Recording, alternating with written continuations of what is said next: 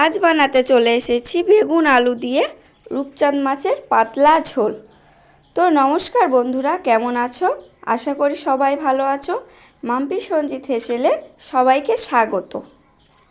রূপচাঁদ মাছের ঝোল বানানোর জন্য পুকুর দিয়ে একটা বড় সাইজের রূপচাঁদ মাছ ধরে নিয়েছি। নিয়ে মাছটা ভালোভাবে কেটে নেব বন্ধুরা।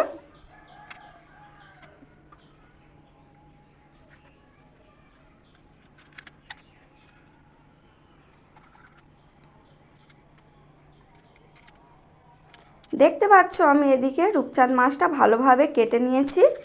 কেটে ভালোভাবে ধুয়ে পরিষ্কার করে নিয়ে মাছের মধ্যে দিয়ে দেব 1 চামচ লবণ, দিয়ে দেব হলুদ গুঁড়ো, দিয়ে দেব 1 চামচ লঙ্কার গুঁড়ো, দিয়ে মাছটা ভালোভাবে মিশিয়ে নেব বন্ধুরা।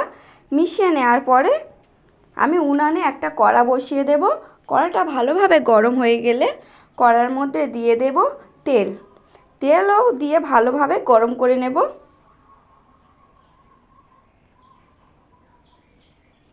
তেলটাও গরম হয়ে আসলে তেলের মধ্যে দিয়ে দেব একটা একটা করে মাছ, দিয়ে মাছটা ভালোভাবে ভেজে নেব সাবধানে।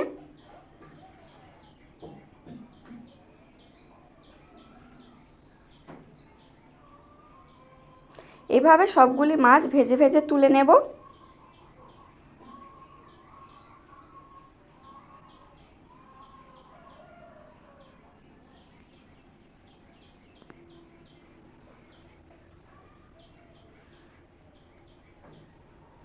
তারপরে ওই তেলের মধ্যে বেগুন ভেজে নেব। বেগুনটা ভালোভাবে নুন, হলুদ ও লবণ মিশিয়ে নেব। নিয়ে বেগুনটা ভেজে নেব। বেগুন ভেজে তুলে নেব। তুলে নিয়ে ওই তেলের মধ্যে দিয়ে দেব পেঁয়াজ কুচি। তারপরে দিয়ে দিয়েছিলাম ওখানে ক্যাপসিকাম কুচি, পেঁয়াজ কালি কুচি, আর তারপরে একটু নেড়েচেড়ে দিয়েছি আলু। দিয়ে ভালোভাবে কষিয়ে নিয়ে দিয়েছি কয়েকটি টমেটো কুচি। তারপরে দিয়ে দেব লবণ, দিয়ে দেব আদা বাটা, দিয়ে দেব হলুদ গুঁড়ো, লঙ্কার গুঁড়ো।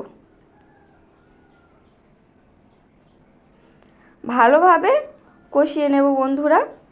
ভালোভাবে কষানো হয়ে গেলে দিয়ে দেব জল, পরিমাণ মতো জল দিয়ে দেব।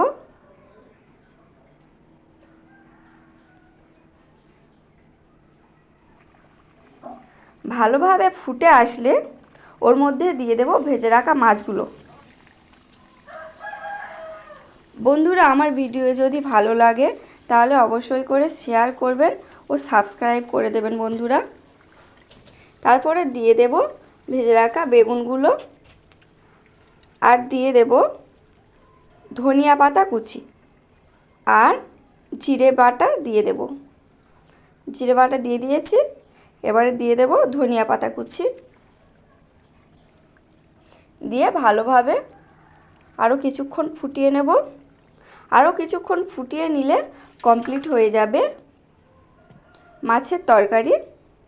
দেখতে পাচ্ছ আমার এখানে বেগুন, আলু এবং রূপচাঁদ মাছের ঝোল একেবারে কমপ্লিট হয়ে গেছে বন্ধুরা।